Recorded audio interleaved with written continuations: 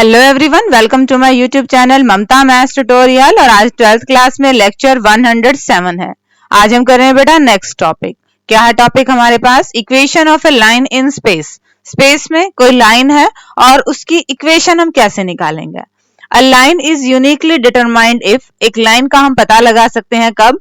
It passes through a given point and has given direction. या तो हमें पता हो कि वो एक पॉइंट से पास हो रही है और इस डायरेक्शन में है, और second it passes through two given points, या दो में पॉइंट्स गिवन हो और उससे पास हो रही हो, तो हम उस लाइन की इक्वेशन को निकाल सकते हैं। First, equation of a line through a given point and parallel to a given vector. हमारे पास अगर कोई लाइन है जो किसी पॉइंट से पास हो रही है और किसी वेक्टर के पैरेलल है, तो हम उसकी इक्वेशन कैसे निकालेंगे देखिए जरा। ये हमारे पास है x, y और z कोऑर्डिनेट है, और हमने क्या कह दिया कि ये लाइन कोई L है और ये किसी वेक्टर B के पैरेलल है और किसी पॉइंट से पास हो रही है। देखिए जरा, let A be the position vector of a given point A with respect to origin. Origin के रेस्पेक्ट में A कोई पॉइंट है जिसका पोजीशन वेक्टर क्या है? A है। And let L be the line which passes through the point A, और ये L कोई लाइन है जो इस पॉइंट से पास हो रही है। And is parallel to a given vector B, ये वेक्टर B है, इसके ये पैरेलल है। लेट हमने क्या कह दिया कि R B the position vector of any arbitrary point P on the line. को इस लाइन के ऊपर कोई दूसरा पॉइंट हमने P ले लिया जिसका पोजीशन वेक्टर क्या है? R है। तो इस लाइन की इक्वेशन क्या बनेगी बेटा?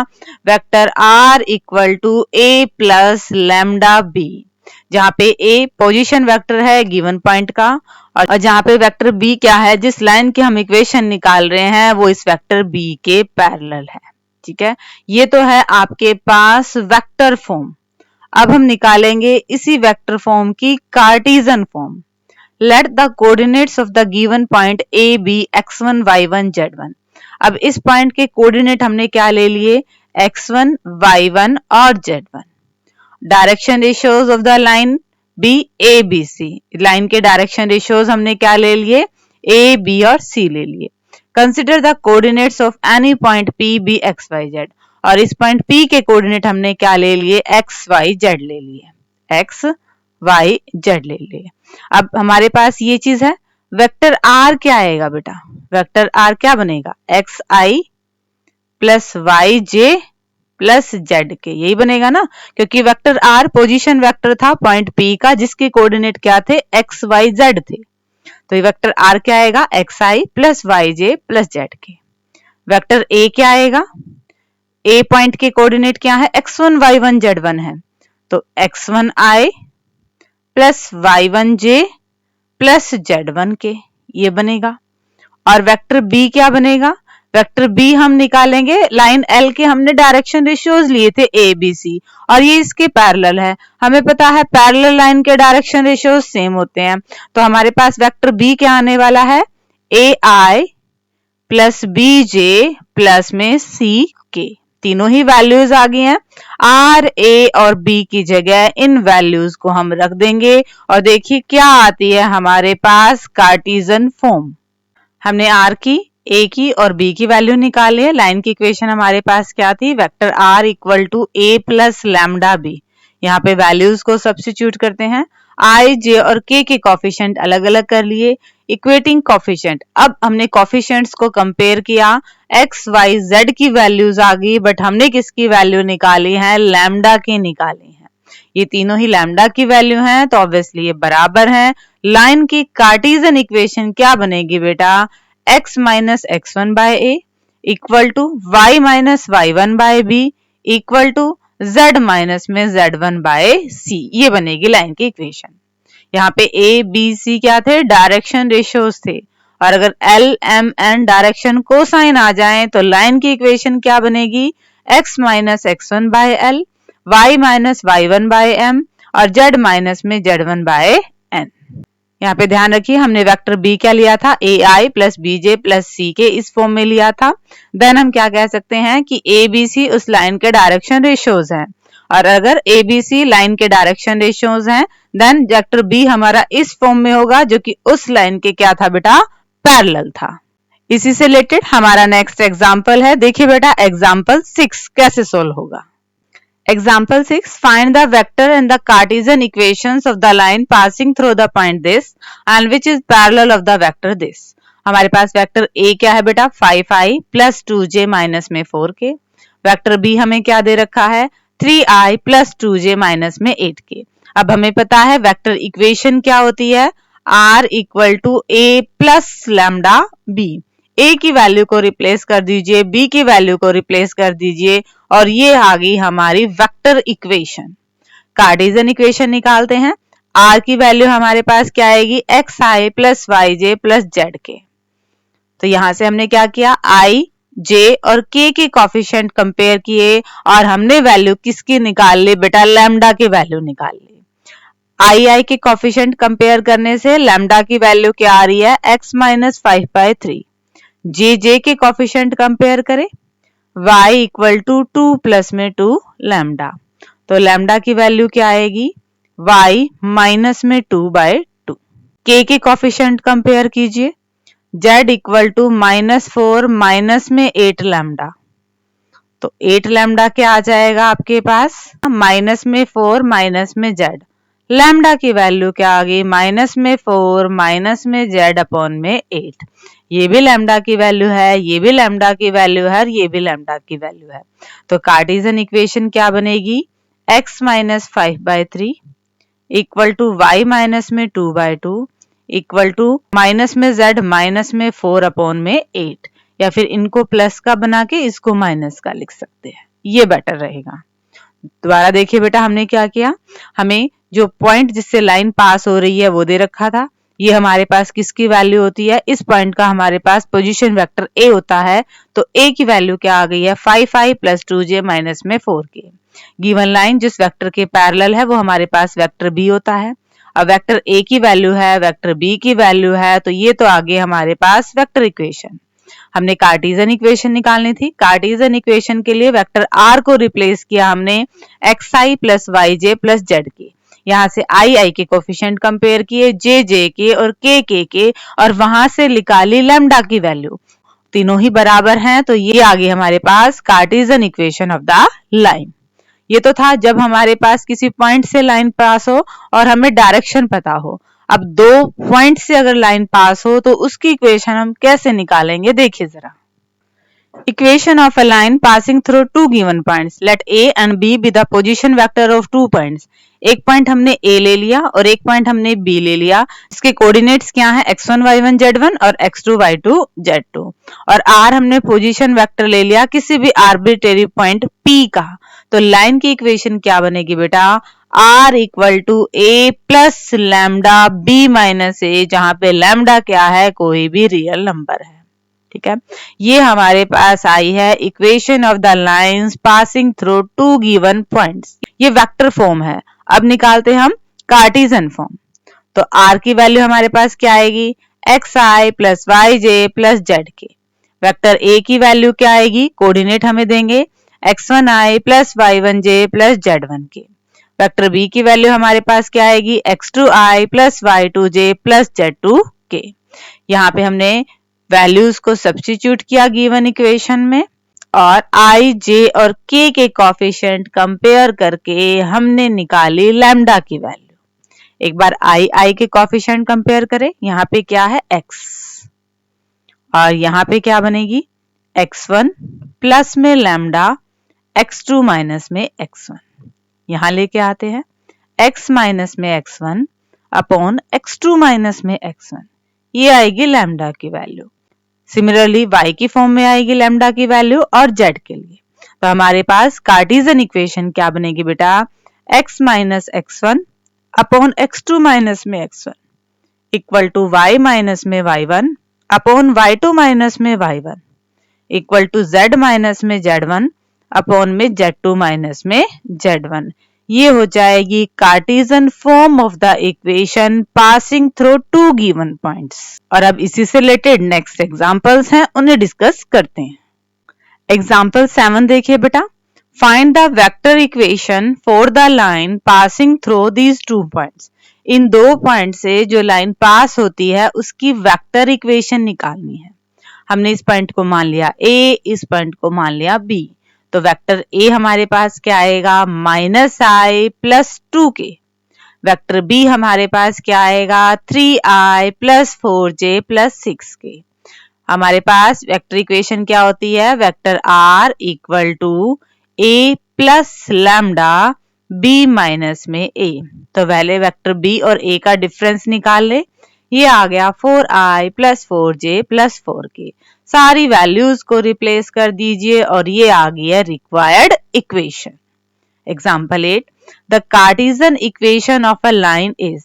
एक लाइन की कार्टेशियन इक्वेशन ये है x plus 3/2 equal to y minus 5/4 equal to z plus 6/2। यहां से हमें क्या निकालनी है, वेक्टर इक्वेशन निकालनी है। देखिए बेटा कैसे करेंगे इसको सॉल्व। कार्टेशियन फॉर्म है और ये हमारे पास क्या होती है, स्टैंडर्ड फॉर्म होती है equation of the line passing through a point and parallel to a given vector x minus x1 by a equal to y minus y1 by b equal to z minus में z1 by c। Compare किया x1 y1 z1 और a b और c की हमने value निकाल ली। thus हमें पता है जो लाइन है वो इस पॉइंट से पास हो रही है। -3, 5 और -6 उस पॉइंट के कोऑर्डिनेट हैं और किसके पैरेलल है वह line, A B C required line के डायरेक्शन रेशियोज हैं और जो वेक्टर इसके पैरेलल होगा उसके भी डायरेक्शन रेशियोज यही होंगे। तो and is parallel to the vector 2i plus 4j plus 2k। अब हमें इस पॉइंट के पोजीशन वेक्टर भी पता है, हमें वो वेक्टर भी पता है जिसके लाइन पैरेलल है। तो वेक्टर इक्वेशन क्या होती है बेटा, vector r equal to vector a plus lambda vector b। A की वैल्यू भी हमारे पास है और वेक्टर बी की वैल्यू भी हमारे पास है। ये आ जाएगी इस कार्टेशियन फॉर्म की वेक्टर फॉर्म। ठीक है बेटा। नेक्स्ट जो हमारे पास फॉर्मूला है वो है एंगल बिटवीन टू लाइन से रिलेटेड। देखिए जरा, angle between two lines, let L1 and L2 be two lines passing through the origin and with direction ratios A1 B1 C1 and A2 B2 C2 respectively। हमने दो lines ले ली हैं L1 और L2 जिनके हमें direction ratios पता है। ये लाइन हमारी ओरिजिन से पास है। मान लो ऐसी लाइंस होती वो ओरिजिन से पास नहीं होती तो हम उन्हीं लाइन के पैरेलल वो लाइन खींच लेते जो ओरिजिन से पास होती। मान लो ये लाइन यहाँ ना होके यहाँ होती तो हमने इसके पैरेलल ये लाइन खींच ली और इसके पैरेलल ये लाइन खींच ली। कहां से, जो ओरिजिन से पास हो रही है वो खींच ली है।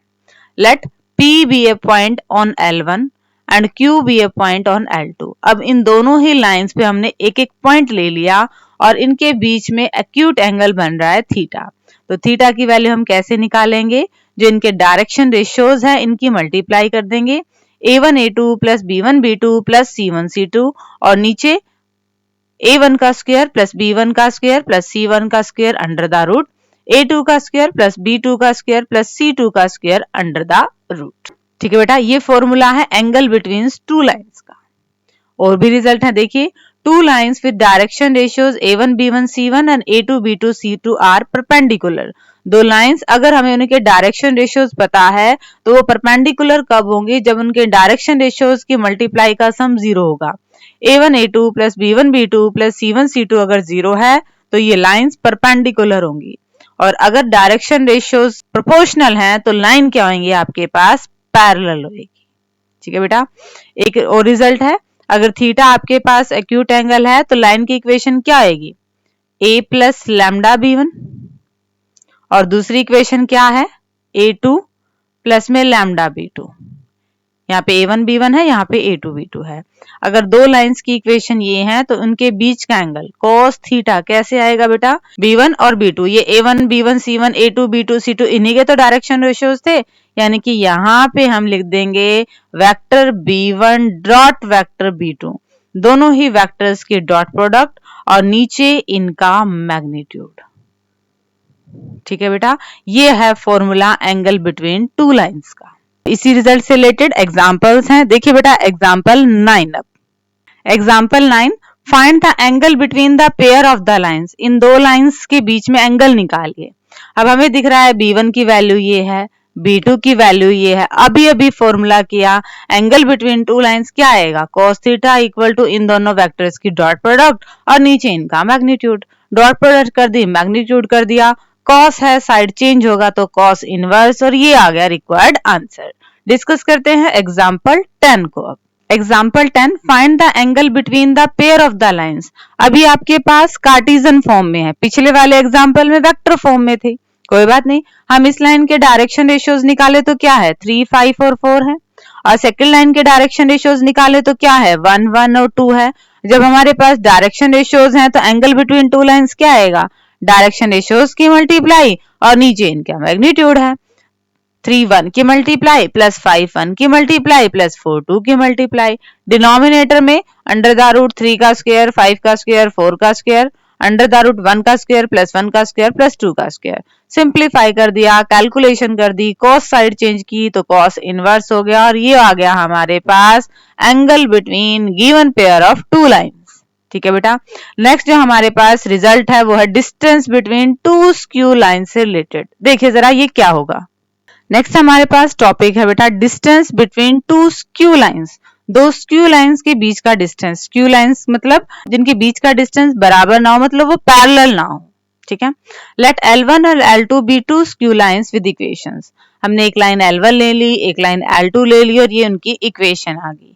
एक लाइन की इक्वेशन क्या है, vector R equal to A1 plus lambda B1, और वेक्टर R दूसरी लाइन की इक्वेशन क्या हो जाएगी, A2 प्लस में म्यू B2। ठीक है। फिर हमने क्या कह दिया कि let D is the magnitude of the shortest distance vector then the required shortest distance E। इनके बीच में डिस्टेंसेस हैं, और जो शॉर्टेस्ट डिस्टेंस होगा वो उन दोनों के बीच में परपेंडिकुलर डिस्टेंस होगा। अगर हम उसको D से रिप्रेजेंट कर रहे हैं तो हमारे पास D डिस्टेंस क्या आ जाएगा बेटा, B1 क्रॉस B2।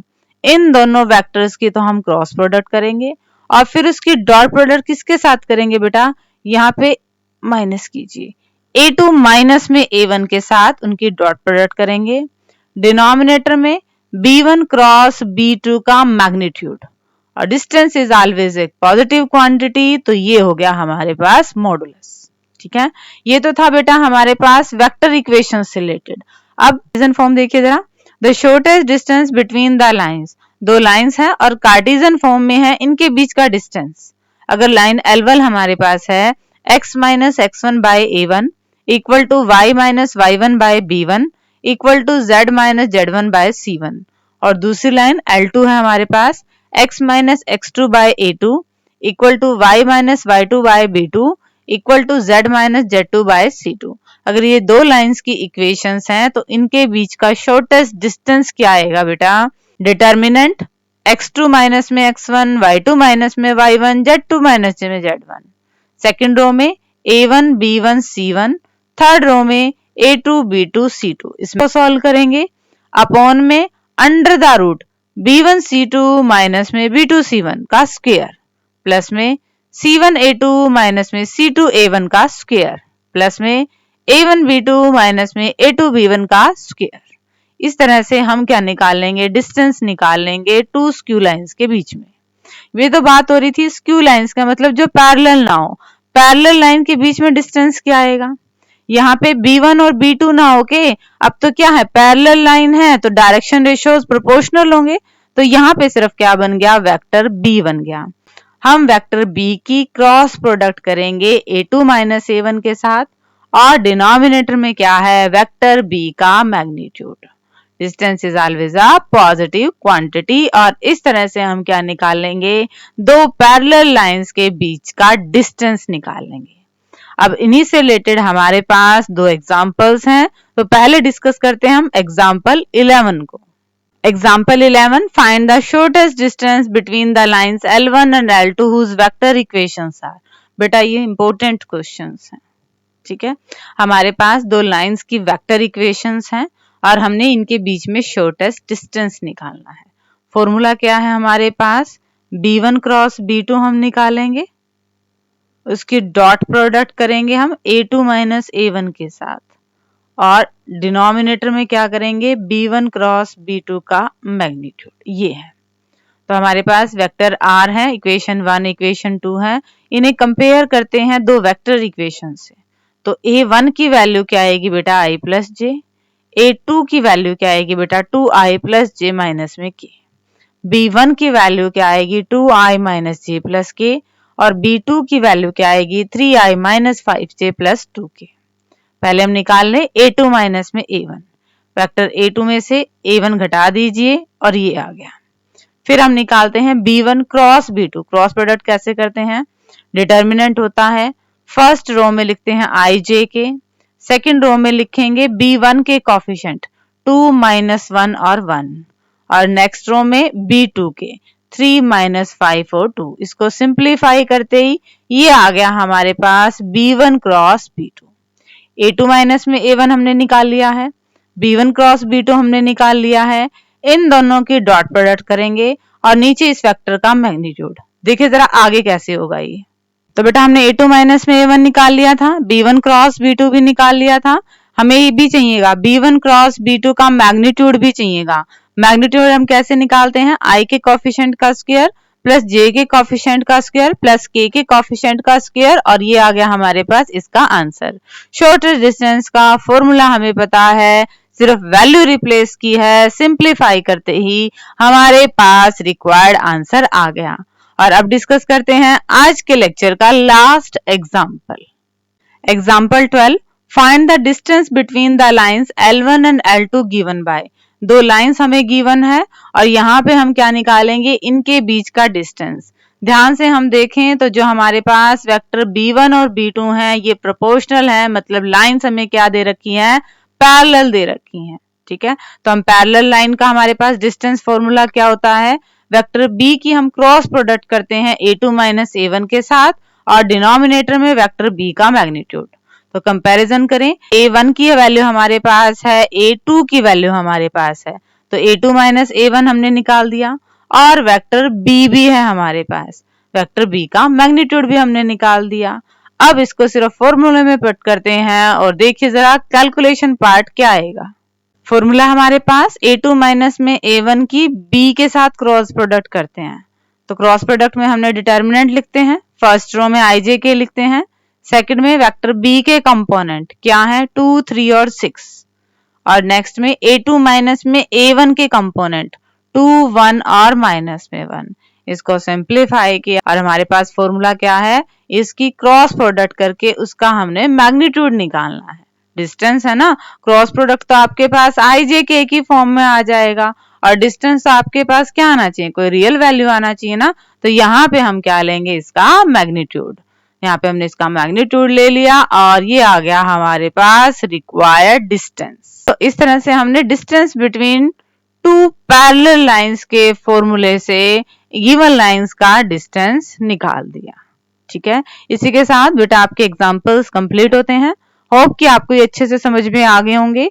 डिस्क्रिप्शन में नोट्स हैं, नोट्स ले लीजिएगा और अपनी फेयर नोटबुक मेंटेन कर लीजिएगा।